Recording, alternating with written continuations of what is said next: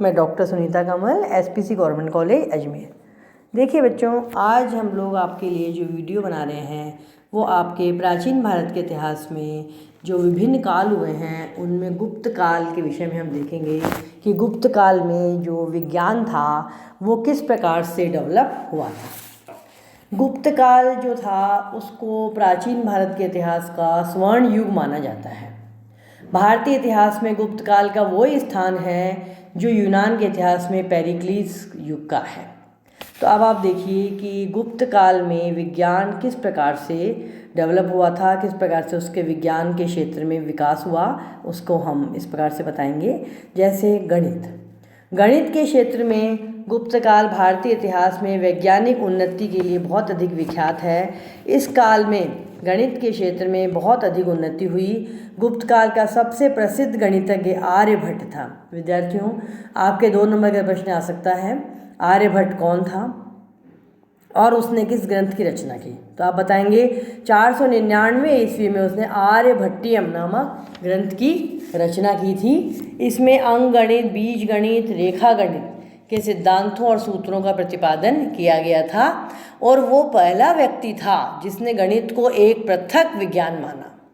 गणित के क्षेत्र में उसकी संसार की सबसे महान देन, आपको बता दूं, आपको याद होगा, आप लोग याद रखिएगा हमेशा कि गणित के क्षेत्र में आर्यभट्ट की सबसे महान देन थी दशमलव पद्धति की खोज, बिंदु के सिद्धांत का आविष्कार। जीरो जिसको हम बोलते हैं, शून्य जिसको हम बोलते हैं, वह वास्तव में शून्य नहीं है, उसका बहुत अधिक महत्व होता है। ये खोज विश्व के इतिहास के लिए क्रांतिकारी खोज सिद्ध हुई। इस खोज के कारण गणित के क्षेत्र में असाधारण विकास हुआ और इस दशमलव पद्धति को अरबों ने भारतीयों से सीखा और यूरोप के लोगों ने अरबों से सीखा। अरब इतिहासकारों ने इस खोज का श्रेय स्पष्ट रूप से भारतीयों को दिया है और आर्यभट्ट ने इस खोज का उल्लेख अपने ग्रंथ में भी किया है। और ये गुप्त काल का, क्योंकि गुप्त काल का विज्ञान हम देख रहे हैं, तो गुप्त काल का एक अभिलेख 488 ईस्वी का इलाहाबाद जिले से प्राप्त हुआ है। उससे हमें पता पड़ता है कि दशमलव पद्धति भारत में प्रचलित थी। तो ये आपके ध्यान रखिएगा, 4 नंबर का प्रश्न भी आ सकता है आर्यभट्ट का। अब दूसरा है ज्योतिष के क्षेत्र में विज्ञान की बहुत, गुप्त काल में गणित के साथ साथ, ये तो हुई गणित की बात, गणित के साथ साथ विज्ञान के क्षेत्र में भी बहुत अधिक प्रगति हुई। आर्यभट्ट गुप्त काल का महान ज्योतिषी भी था जिसने आर्यभट्टियम के अलावा 10 गीतक सूत्र, आर्याशित नामक ग्रंथ लिखे। उसने पृथ्वी की जो परिधि बताई वो आज भी प्रामाणिक मानी जाती है। आर्यभट्ट पहला ज्योतिषी था जिसने सबसे पहले ये पता किया कि पृथ्वी गोल है और वह अपनी धुरी पर घूमती है, और उसने सूर्य और चंद्रमा के ग्रहण के विषय में सिद्धांत का प्रतिपादन किया। ग्रहण में राहु और केतु का कोई स्थान नहीं है, बल्कि वह चंद्रमा और पृथ्वी की छाया का फल है। गुप्त काल का दूसरा महान ज्योतिषी वराहमिहिर था। उसका प्रमुख ग्रंथ है सिद्धांतिका। आप लोग याद रखिएगा कि वराहमिहिर के ग्रंथ का नाम क्या है? सिद्धांतिका। उसने यूनानी और भारतीय ज्योतिष का समन्वय करके रोमक तथा पॉलिश नाम से नए सिद्धांत का प्रतिपादन किया। ये ज्ञान, वराहमिहिर का जो बृहद संहिता नामक ग्रंथ है, ये ज्ञान विज्ञान का विशाल कोश है। अब आप देखिए कि ब्रह्मगुप्त भी इस काल का एक बहुत माननीय ज्योतिषी था जिसने कौन से ग्रंथ की रचना की? ब्रह्म सिद्धांत नामक ग्रंथ की रचना की थी। ये भी आप याद रखिएगा।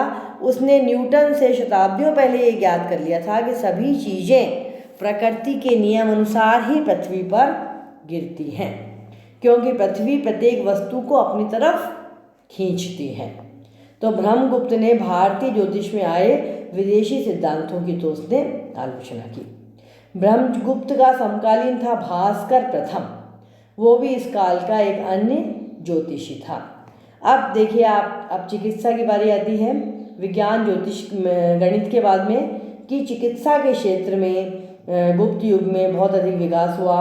इसका प्रसिद्ध चिकित्सक था वाग्भट। वाग्भट जी के अभी भी हमें बहुत से लेख और बहुत से उनके बातें जो है वो सुनने को मिलती हैं। वाग्भट जी ने अष्टांग संग्रह नामक ग्रंथ की रचना की थी और उनने दो महान चिकित्सक चरक और सुश्रुत की संहिताओं का सार दे दिया था। ऐसा माना जाता है कि चंद्रगुप्त द्वितीय की राजसभा में नवरत्नों में जो नवरत्न थे उनमें एक धन्वंतरी भी था, जिसे आयुर्वेद का एक महान आचार्य माना जाता है। उसका प्रमुख योगदान आयुर्वेद की शल्य चिकित्सा के क्षेत्र में है। उस काल में जनता के निजी राजकीय अनेक चिकित्सालयों की स्थापना हुई। उनका मानना था कि सोना, चांदी, तांबा और लोहा जो खनिज धातु होते हैं, ये भी रोगोपचार में प्रमुख भूमिका अदा कर सकते हैं। इससे भी एक नवीन पद्धति का जन्म हुआ था। अब आप देखिए कि रसायन शास्त्र और भौतिकी क्षेत्र में भी बहुत अधिक विकास हुआ। गुप्त काल में रसायन शास्त्र का असाधारण विकास हुआ। बौद्धिक, दार्शनिक और आचार्य नागार्जुन गुप्त काल का प्रसिद्ध रसायन शास्त्री था। भौतिक के क्षेत्र में षड दर्शन की वैशेषिक शाखा ने अणु सिद्धांत का प्रतिपादन किया और इसका बहुत अधिक प्रचार किया। इसके अलावा धातु विज्ञान के क्षेत्र में भी गुप्त काल में अद्भुत प्रगति हुई और इसके बहुत सारे साक्ष्य और संकेत प्राप्त होते हैं कि इस काल में धातु विज्ञान के क्षेत्र में भी बहुत अधिक विकास हुआ। नालंदा में महात्मा बुद्ध की तांबे की मूर्ति प्राप्त हुई है जो 7.5 फीट की है। दिल्ली के समीप मेहरौली का लोह स्तंभ है जिसका निर्माण चंद्रगुप्त ने करवाया था और आप देखिए कि आज तक भी उसमें अभी तक जंग नहीं लगा है। इस प्रकार गुप्त काल में असाधारण विकास हुआ और विज्ञान के क्षेत्र में, इसीलिए गुप्त काल को भारतीय साहित्य के इतिहास में भी स्वर्ण युग माना जाता है। न केवल अर्थ के क्षेत्र में बल्कि साहित्य के क्षेत्र में भी स्वर्ण युग माना जाता है।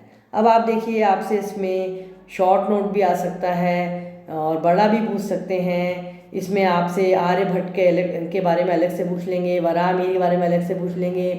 गुप्त काल में विज्ञान की उत्पत्ति पर एक लेख लिखिए, उसको आप लोग डिटेल में बताएंगे। वराहमिहिर के ज्योतिष विज्ञान के सिद्धांतों की समीक्षा कीजिए, ये भी आपसे पूछ सकते हैं। शून्य का आविष्कार किसने किया, ये भी आपसे पूछ सकते हैं। इस प्रकार से इसमें छोटे बड़े कई प्रकार के प्रश्न आ सकते हैं। धन्यवाद।